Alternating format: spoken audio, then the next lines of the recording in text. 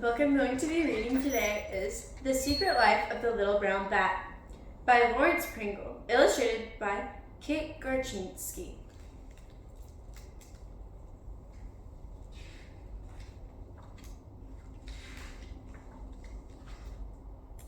The sun has set. A July sky dims, then grows darker. Inside the old barn, the light fades fast. Time to wake up. Otis yawns and stretches a wing. His eyes wink open. Otis hangs upside down, holding on to a wooden beam with his toenails. He isn't quite ready to fly into the night. First, he takes time to groom. Otis uses his tongue, teeth, and the hooked claws on his thumbs to clean his furry wings.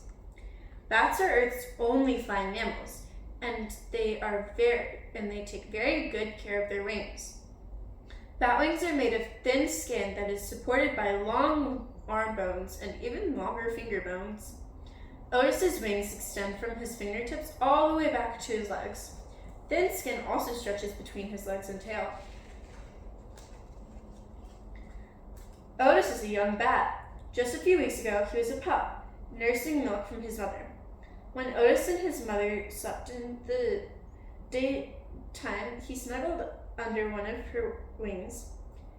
They lived in a secret place, a big hollow tree, with several other bats and their babies, in a nursery colony.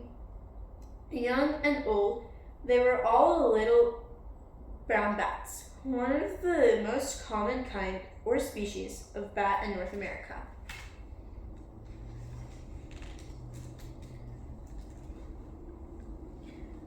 When his mother flew out into the night to hunt for food, Otis waited.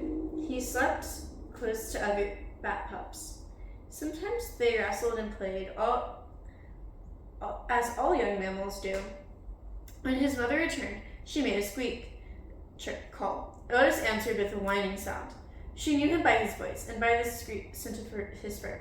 She always found Otis, just as the other mothers always found their own pups. Otis grew fast.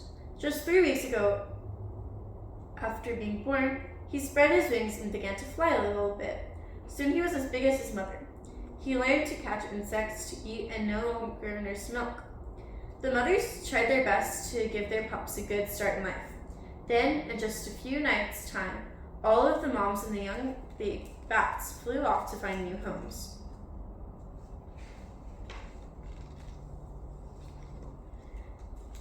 Now Otis is on his own. He hangs out with other young male little brown bats in an abandoned barn. This is their summer home, or roost. No one knows about their secret hideout. After licking dust from his wings, Otis is ready to fly. He lets go with his toe claws, spreads his wings, and flutters out of the barn. He is thirsty.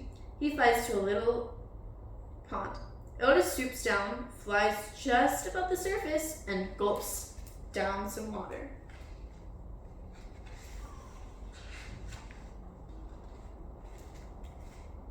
Near the pond, Otis flies higher over a meadow. There he seems to dance in the air. With his amazingly flexible wings, Otis zigs and zags, flutters and dives, hovers and swoops, dips and swerves. Then he makes a quick turn around and does it all again and again. Otis is not playing, he is hunting. He is finding, chasing, catching, and eating insects. He sends out high-pitched clicking sounds that humans cannot hear, called ultrasonic sounds. He listens for echoes from the clicks that bounce back to his ears. From the echoes, his brain makes a picture of what lies ahead in the dark. This is called echolocation. In an instant, Otis can detect a flying insect ahead. He can also tell its size, speed, and distance. That insect is in big trouble. As Otis flies, he sends out about 10 clicks a second. That changes when echoes tell him that a small moth is flying just ahead. He sends out a quick burst of ultrasounds almost 200 clicks a second. This is called a feeding, or terminal buzz. Otis zooms straight toward his target. He snags the moth with one wing, then flips into the skin between his moth with one wing, into the skin between his legs. He bends his head down, grabs the moth, chews and swallows. This takes just a second or two. He keeps flying, sending out more ultrasonic clicks, listening, hunting. Otis darts, dives, turns, and twists, catching beetles, crane flies, gnats, mayflies, midges, mosquitoes, and moths. With a full belly, he flies home to his roost. He still sends out ultrasounds. Echoes that bounce back help him fly safely.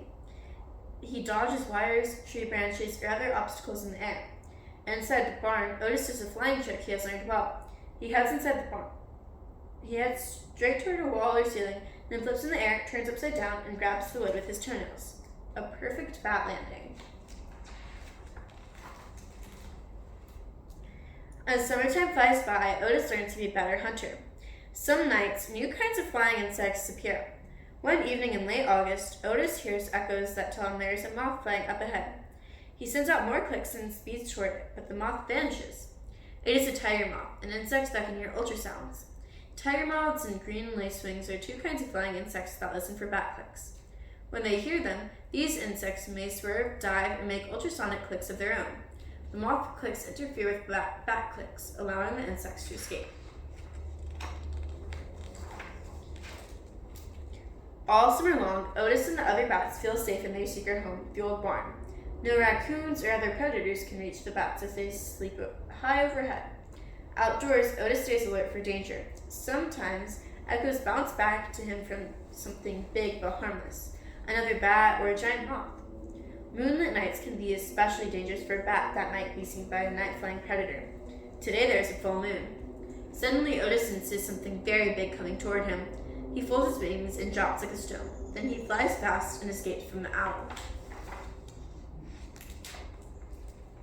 Every night, Otis and the other bats eat a lot. They store fat in their bodies, getting ready for winter when there will be no insects in the air. Before that time comes, Otis and the other bats will be in a deep sleep-like state, called hibernation. On a chilly September night, Otis sleeps in the barn but does not hunt. Instead, he flies fast and true for many miles. The next day, he sleeps under the loose bark of a tree, and then travels all through the night again. At dawn, he flutters into an opening in a rocky cliff, and then into a big room, deep in the rocks. This is a secret cave where little brown bats gather. Both males and females live here, and Otis meets a female who becomes his mate. Otis and the other bats will hibernate next spring. Then he will wake up.